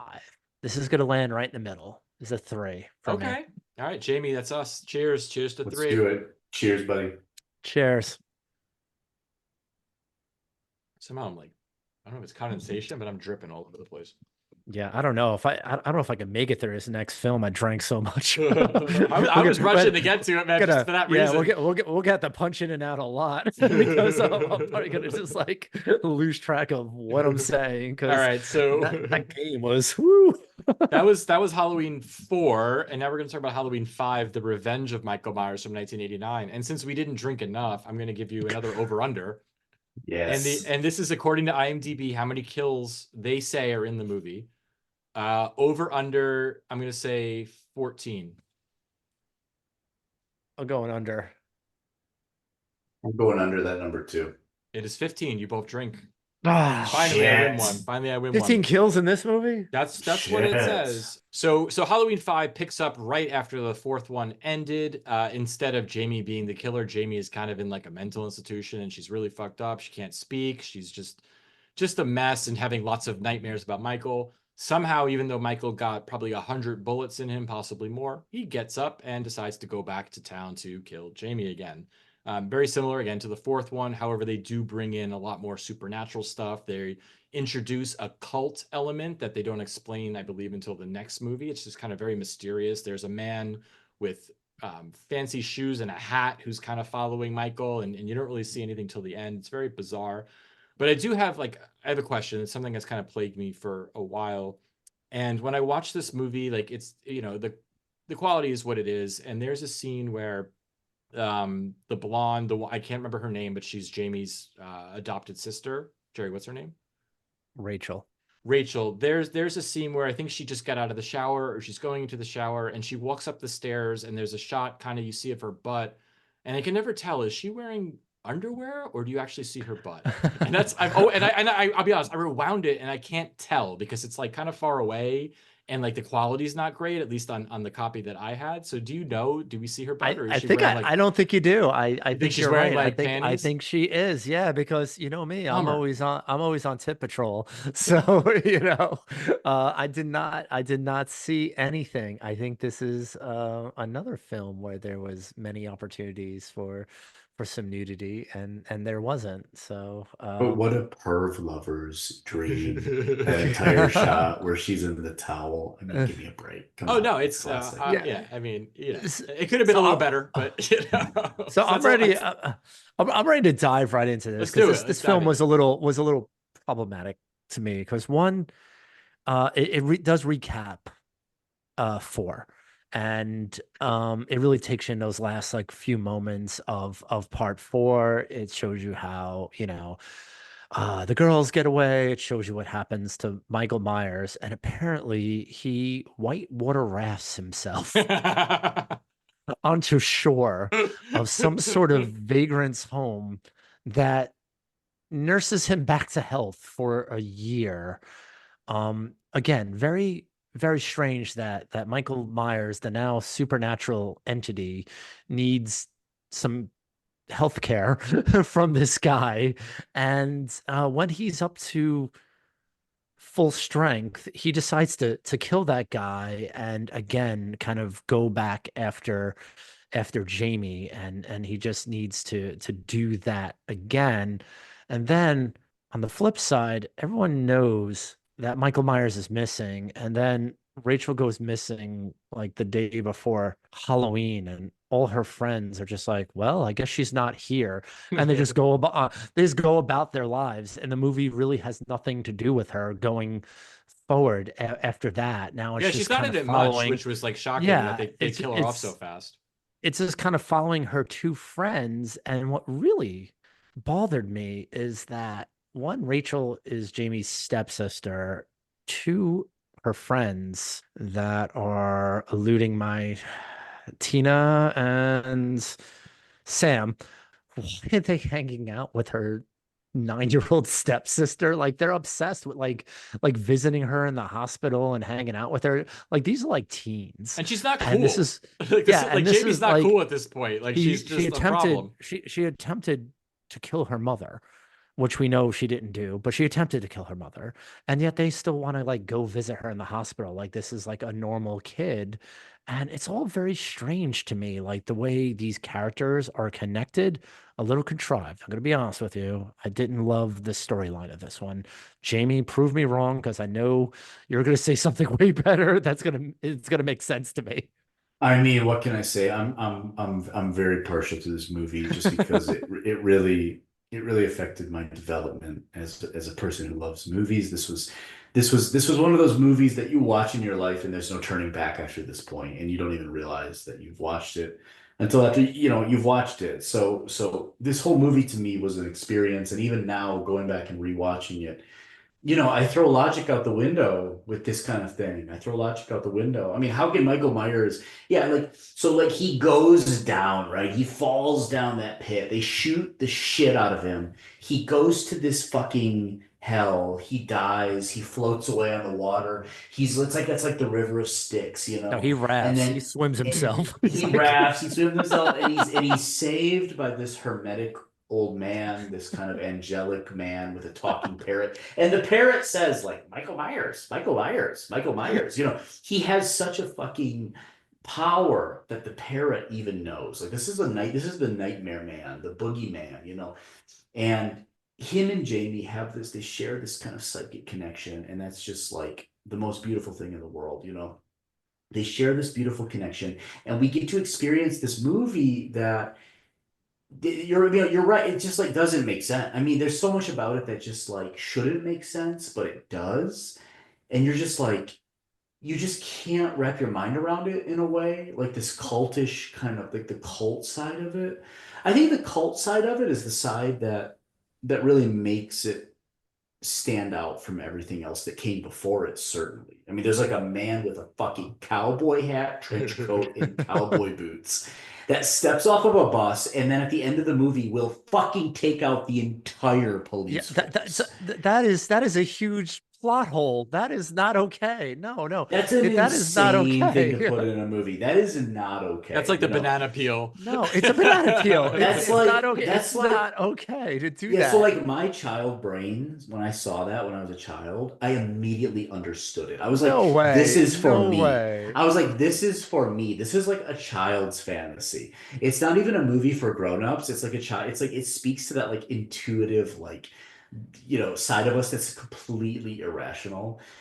And I loved that about it. And the movie, it speaks on so many other levels too. Like it's sexy. That whole scene, like in the house, like you were talking about, Rich, like where she's walking around with the towel and there's the shower scene, and like you like you are Michael Myers, like you're outside of the house and then you're kind of in the house, and like you're maybe watching her shower and then you're maybe not. I mean, it's all so erotic. And the barn scene, there's like that sex scene in the I barn. mean, It's this is fucking just like your film, Jamie. sexy. And it's just this is like Like literally sorority girl someone's right on massacre. top of you watching you. But Oh listen, my God, dude. I'm I'm okay to let reality kind of like disappear for whatever Michael Myers does, but I'm not willing to like let it go as far as like a storyline. It doesn't make any sense at all.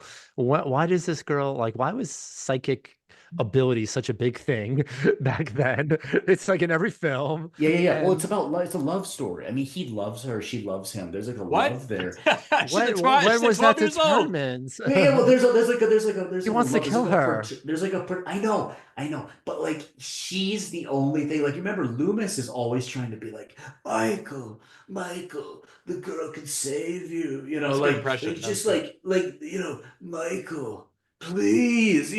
And like, we don't understand. Like, what the fuck is he talking about? Like what? But there's some connection, and Michael can't understand his own, like, he can't comprehend love is the problem.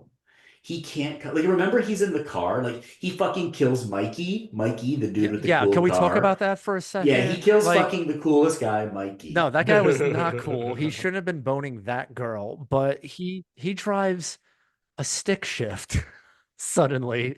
He's driving a muscle car, and for some reason he follows the plans for the night. He goes and he just killed this guy, and he goes and picks up this girl Yeah, how would he for know the any of that stuff? date, and then he goes and stops for cigarettes. Jamie, this is outlandish. This is not I know. okay. He's like the ultimate incel, man. Michael Myers needs to get laid so badly. And like, it's like the fact that he just does, like, he had Tina, who's like the fucking hottest girl. Like, she's like my dream She's girl, 80s hot. Tina.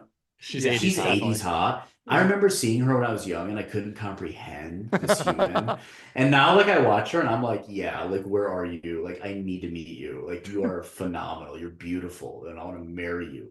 I think she's 68. She's six. I love older women, and I can't wait. But like, yeah, you're right. You're right. There's something about it that's just so All outlandish. right, I'm gonna jump in here, and I will say my opinion on this movie. So I always hated this movie, and I really didn't like it. And I didn't was not looking forward to watching it.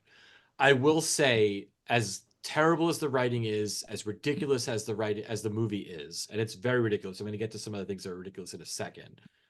I actually liked this better than part four, and I watched them back What? to back. And now, Yeah, that's what I'm this talking movie this about. movie takes a long time to get going. Like How there's many nothing bourbons did you happening. drink? Too many.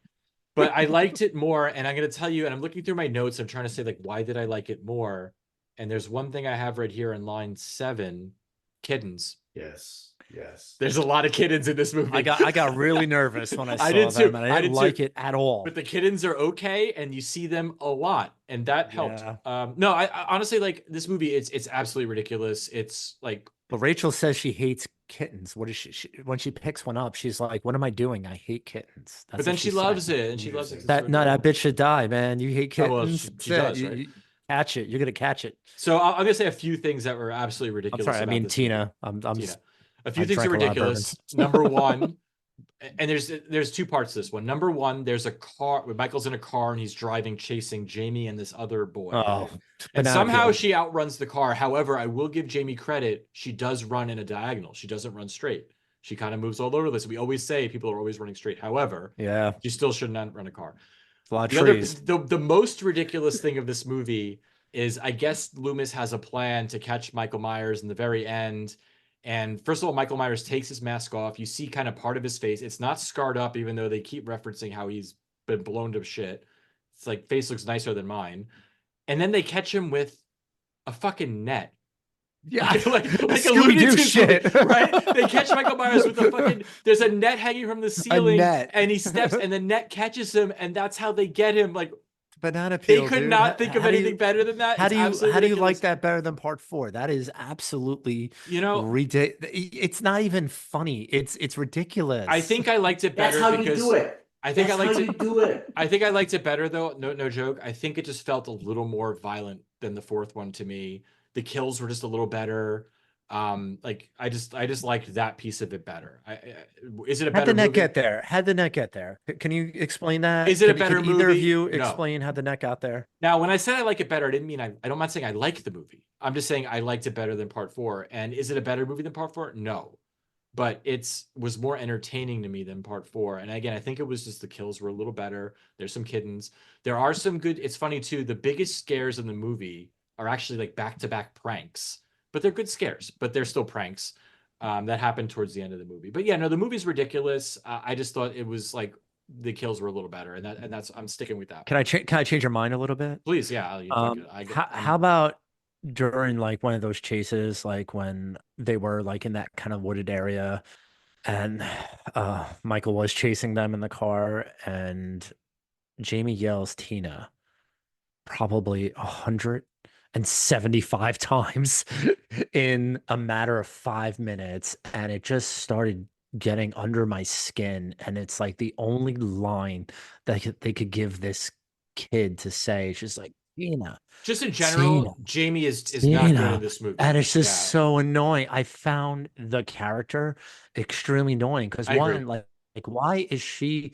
First of all, they used Tina to lure her out of this, hospital that she was staying at that psychiatric center.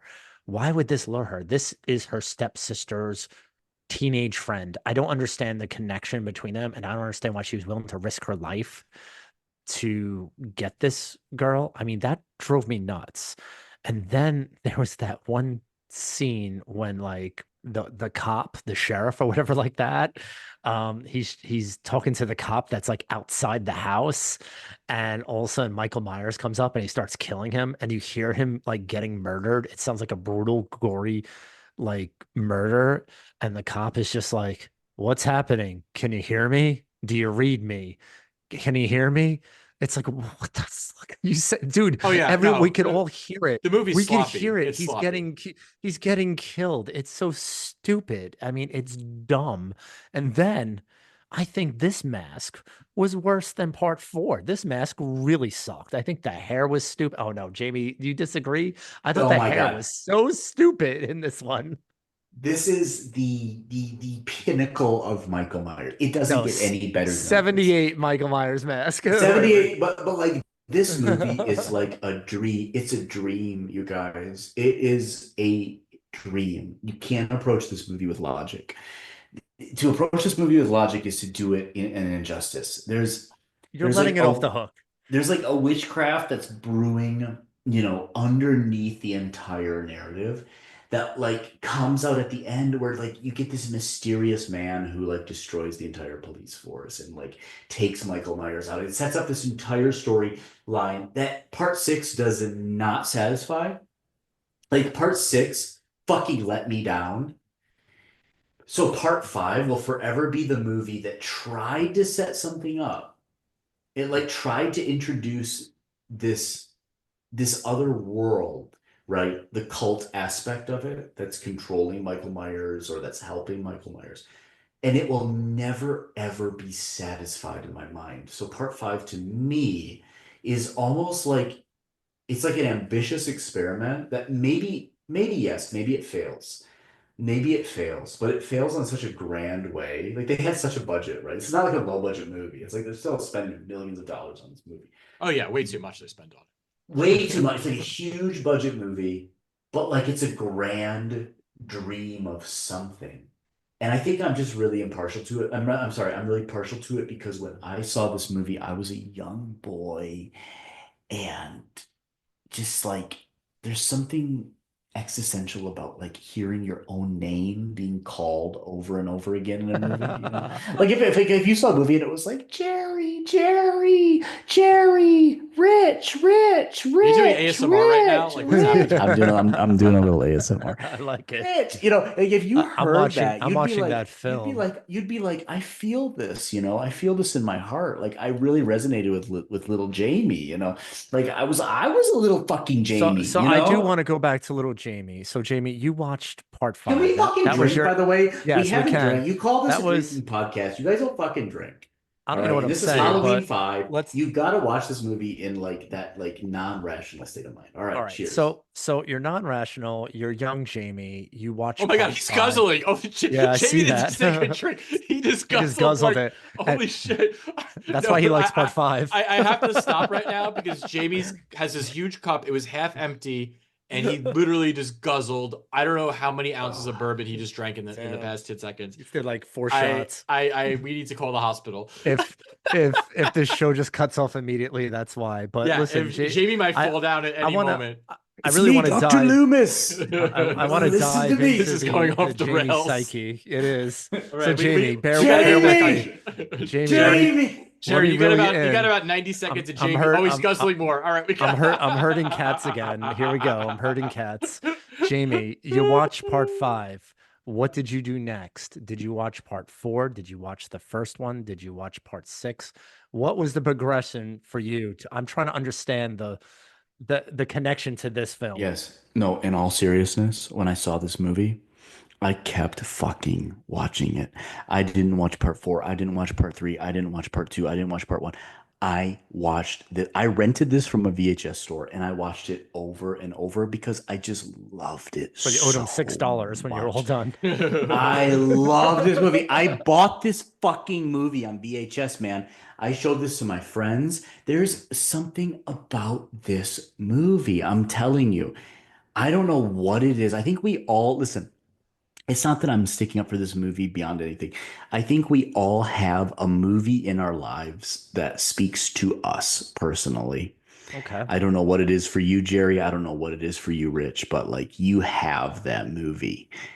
And maybe the world hates it, but like you love it, you know? Yeah, it's Eyes Wide Shut for me. Eyes Absolutely. Wide Shut. There you go. Rich, same for you. Eyes Wide Shut. Eyes Wide Shut. You love it no matter what, and you can't even like put your finger on it. I can't. So, like, It's that's not a stupid. good movie. This No, is it's not good. It's terrible, Yeah, terrible it's not movie. good. Dude, Yeah. I saw this was my first experience of Halloween as a Okay. child. All right. You know, now I understand a lot Yeah, more. yeah. Just- And just- like just the fact in- that, yeah, she's Jamie and I was a Jamie, and I was at a little farmhouse a 9-year-old in girl, but- Michigan. I know. Well, All right, I was all a right, little boy. guys, we gotta get dude. back on I was a track. little boy. We gotta wrap this up. We gotta wrap this up, guys. I get it. I feel like we really hit something here. No, though. but this isn't therapy for Jamie Grefe right now. This is the Horrorheads podcast, and I do need to. I We're gonna do take need this to wrap offline. up. Yeah. You guys could have your session, but I do need. Remember, I'm the fucker that has to edit this out. So like, let's wrap this one up because we all are very split on this one. I'm gonna all right, let's see. Just to keep it easy for Jerry. Jerry, you give your rating first, and Jamie and I will drink. All right, this is not for me. I don't get that. I don't get this one. You know, I get a lot of these films. I let a lot of the plots kind of like off the hook and just go with the enjoyment of the film. I just didn't enjoy this. I found it annoying. I didn't find it exciting. I didn't find it brutal. Nothing. 1.5. Okay. All right, Jamie, that's it. It's easy. All right. Easy sit for us. Fair enough. Sorry, Fair enough. guys. Sorry, Jamie. Fair enough. A lot of people give Eyes Wide Shut 0. So Jerry, it's okay. Jerry, I love you. I don't know you, but I love you. I love you so much. I will drink. Thank you. All right, so let's see. How do we do this? You give yours. I give mine. I'm gonna give this. I gave part 4 2. I'm giving this 2.5. So America. 2.5. 6. All right. Here we go. And then I'm gonna pour just a little bit more because I know what Jamie's gonna do. Man, there's no way we chose 3 more films that are getting 5s. There's no way. There's no way this is getting a 5. Nah, impossible. Even Gentlemen. though it's the movie that like he grew up with and loves more than any other movie in the world, can't be. he's not gonna Can't give it. be. Jamie, what are you giving to us? What's gonna happen? What does Mike McGarvey Hold think? up. Guys, hold the fuck on. I'm on the phone with fucking McGarvey again. No, I'm gonna give it 5, dude. Fuck you, dude. I'm gonna give it fucking 5. Guys, you know I love this movie, and it is Halloween 5, and it speaks to my heart. And really, don't you guys fucking like not sip this. You guys, I know you're not drinking, so you guys got to drink this one, okay? 5 for me, please. I Right. love this movie. This is the reason why you had me on this episode. You know it. For Are you Mr. saying the Grefe, horror heads don't drink? I The don't even know horror what I'm heads, doing. you do drink. You're my favorite fucking horror podcast. It's the best horror podcast. Everybody needs to subscribe. 5 drinks. Let's go, all right, guys. I'm gonna Let's get go. close to the mic too for the ASMR. Please, for There we me, go. guys. For me, All right, for 5. ASMR. Here we go. Close to the mic. There we go. Let's go. In the mic. Guzzle. Mm. Oh my god. Ah. Woo! This is the worst Oh, podcast. Don't anyone yeah. listen to this. Yeah, why did we have Jamie on I'm again? dying, man. This is probably the only podcast that has ever talked this deeply about Halloween 5. So Probably in the history of podcasts. in the So- history of podcasts. So Jamie, thank you for coming on. Let's like give you a chance to plug your stuff again. Where could they find your films? Thanks, Rich. So you guys can go to jamie-grefe.com, JAMIE-GREFE.com, or you can go to softrelaxmedia.com, softrelaxmedia.com. Check out Sorority Girl Massacre. Thank you. Awesome. Well, Jamie, this was a blast. Always great to have you on, man. You're definitely like a fan favorite guest, and you did not disappoint this time. I am probably gonna throw up now, but that's fine, and that's kind of the par for the course when you come on. Just for so you could follow us, Horrorheads Podcast on Instagram, or email us at horrorheadspodcast@gmail.com. Next episode up, I believe we're gonna have another guest on. We're gonna have writer-director Gino McGahey, and we're gonna talk about some 90s horror films. That should be a lot of fun. We will probably let's see how sober we are. I heard Gino likes to drink a lot, so that should be good. Oh I my think we're God. drinking Jameson. I think he said already we're gonna drink some Jameson, so that's what I'll be doing. Yeah, and that's it, man. So any last words? Let's take one more sip, one more drink for Jamie. One more drink. So, Thank you, guys. I cheers, really Jamie. appreciate this. This was a lot of fun, man. As always, thanks a lot, Jamie. Jerry, Rich, See thank you guys you. to the next one. Cheers. All right. Good night, Bye. everybody.